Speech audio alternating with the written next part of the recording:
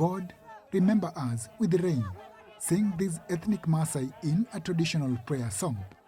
The Maasai are herders, so the worst drought in 40 years has been shocking.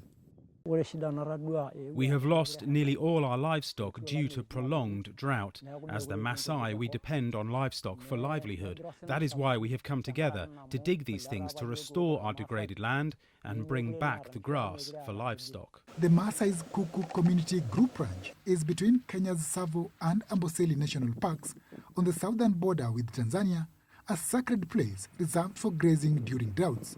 But the record drought biting the Horn of Africa has not spared the ranch.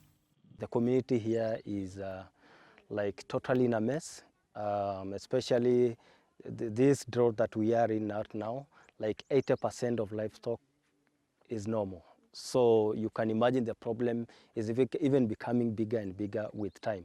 Dutch conservation group Just Dig It is working with the Maasai Wilderness Conservation Trust to help the community restore parched lands.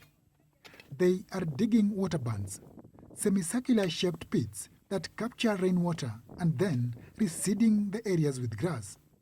But they still need rain to get started. If there's some rainfall and the seeds germinate and there's no follow-up rains, the seeds die off. But fortunately, the environment is so well adapted, even with little rain, the seeds germinate, and that's why we are also really trying to maximize the little rains that we get in the environment. The green pasture is also needed to prevent human-wildlife conflict.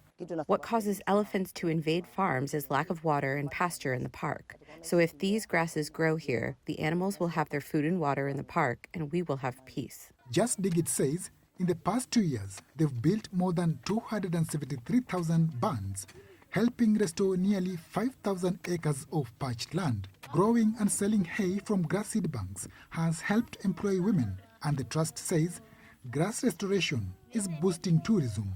Through such projects, we are able to improve the tourism footprint in the area because we have noticed that wildlife come to the restored sites.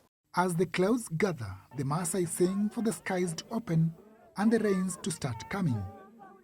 Juma Majanga for VOA News, Amboseli, Kenya.